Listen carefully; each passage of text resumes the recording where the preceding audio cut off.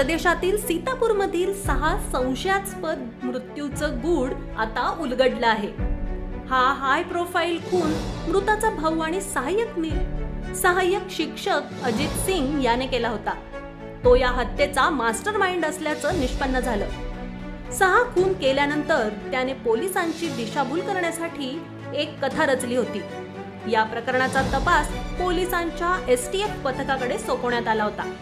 11 मे रोजी घडलेल्या या भीषण घटनेचा त्यांनी पर्दाफाश केला आहे। सध्या आरोपी अजित पोलिसांच्या ताब्यात आहे। त्याची चौकशी सुरू आहे। मिळालेल्या माहितीनुसार रामपूर मथुरा पोलीस ठाण्याच्या हद्दीतील पल्हापूर येथे आई, भाऊ, त्याची पत्नी आणि 3 मुलांची हत्या करणारा आरोपी मोठा भाऊ अजित आहे।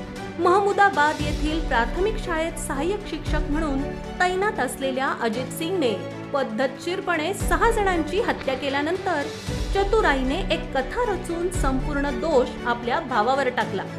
कडक चौकशीनंतर मोठा भाऊ अजित सिंगने गुन्हा केल्याची कबुली दिली आहे।